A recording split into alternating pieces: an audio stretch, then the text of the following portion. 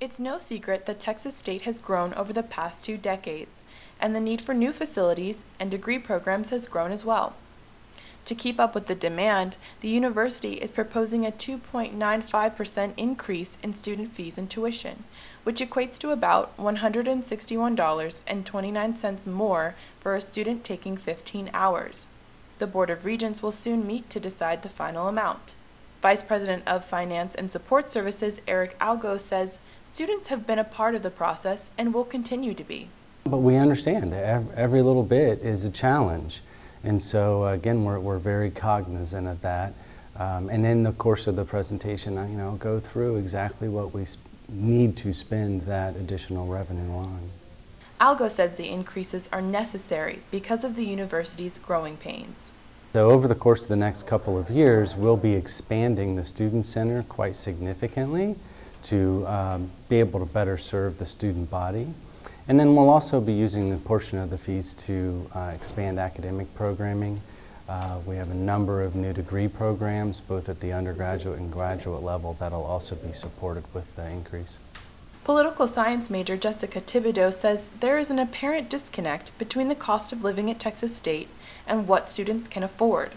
My advice for my fellow students would be to keep going and know that even though it's not certain of what we are going to end up with at the end of our degrees, just know that if you get your degree, that's something that you can be proud of. University officials say the state's financial support for higher education continues to decline, which means future tuition increases may be inevitable. For Bobcat Update, I'm Jamonique Florence. When firearms have a presence on campus, safety is a central concern. In September, President Trump emailed a survey invitation to all students, faculty, and staff urging them to participate in a holistic review of the campus carry law. Since last year, the law has allowed anyone with a concealed handgun license to carry such a weapon on campus. The purpose of the survey is to find out what people think about possible changes to the campus carry rules.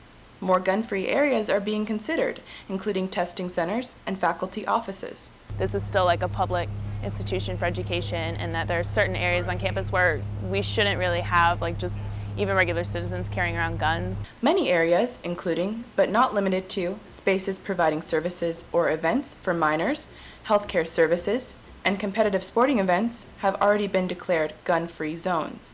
While these areas prohibit campus carry, there is only so much university officials can do to ensure maintained safety. I don't know if there's anything that is humanly possible to prevent people from violating the law. Protecting the safety of anyone who visits the university begins with educating and raising mental health awareness. In terms of, addressing guns might be kind of myopic when it's guns in the hands of people making the wrong decisions. That's really the issue. A full list of gun-free areas is available on the campus carry page of the Texas State website. Students, faculty, and staff are encouraged to take the survey and share their thoughts on the newly proposed gun-free zones and the campus carry law. For Bobcat Update, I'm Jamonique Florence.